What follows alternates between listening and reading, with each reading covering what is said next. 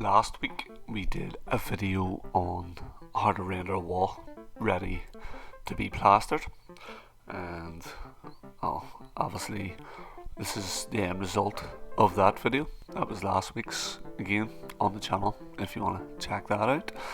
But on this video I'm going to sort of go over suctions, background and coating over the sand and cement and dive into some details on that.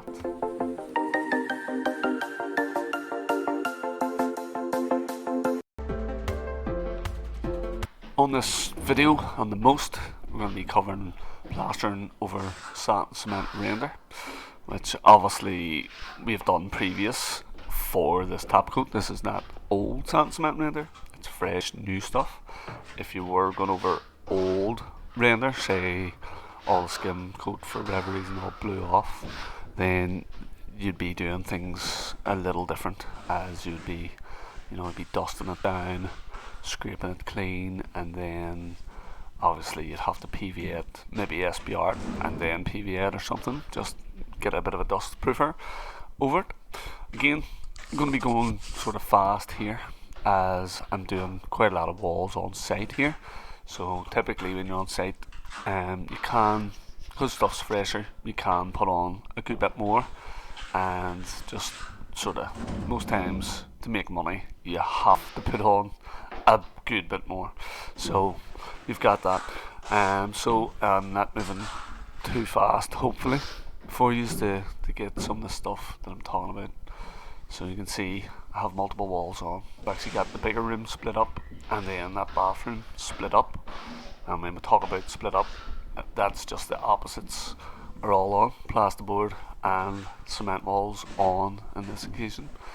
But as you see, the first coat here is all about sort of getting it on quick but neat as possible.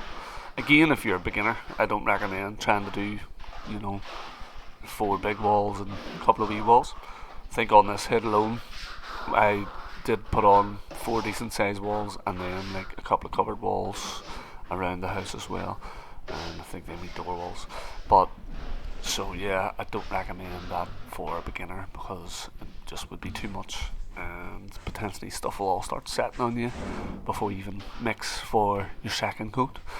But you might notice on the render here, it has been on probably about a week, as we were away. I think I was sick and stuff, so I was sort of away for a few days, and then there was a weekend, so it's probably been on maybe 4 or 5 days. So it had dried out and had had a pretty warm week. So to counter that, guys, fresh sand and cement, a wee splash of water, clean, fresh, cold water, just flicked over with the brush or a wee sprayer would be ideal as well. And that, what that does is that will just control your suction. It'll make sure that the finish plaster doesn't just suck in instantly and dry real quick on you. Because when that does happen, you're in for a bit of a nightmare. So if you even think that it's going to do that, just give it all a wee splash down.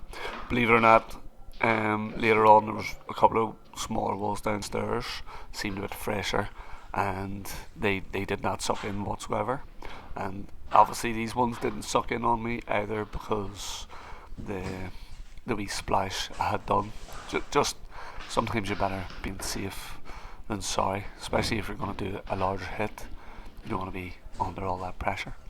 But this is me second coating. Again, had done quite a lot of TikToks on some of these wee clips and stuff also. I find them fascinating, the fact that so many people judge them on a 15-20 second clip, can judge quite a lot. It's very fascinating. But yes, anyway, one of the things somebody had asked was sort of at the bottom, why was it sort of at an angle like a banana when it was coating. And I do believe it's because I coat so low down when I'm doing the top. It's a bit of a habit. If you notice, like, I've literally coated from half the middle of the wall there, so I tend to find when I'm coming up that it shrinks as I get into the corner, so I don't actually need to go all the way up because I'll come up and I'll pull halfway across. But every time I do that, it gets the area needed second coating actually gets smaller. And again, like I said, we're sort of going a wee bit quicker here, getting a wee bit more on as well. So any wee minute size shave off is brilliant when I'm doing bigger hits. Again, there's me at the bottom, at the very start, what I was saying, and you're coming up. But for sure, guys, it's definitely plastering's all in the mix. It's all in the preparation, and controlling that suction is a massive must, guys. If you don't, that skin, your first coat could start drying and turn. And of course, it's happened to me. Everything's happened to me. I've done it all. I have literally have done it all. So you would rather be ahead of the stuff than behind it.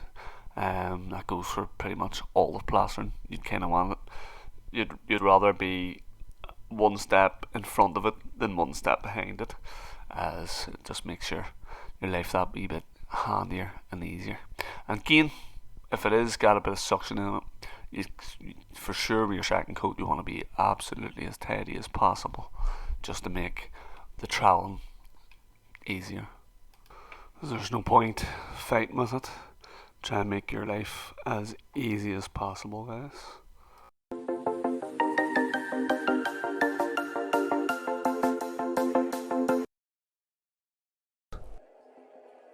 What we do in life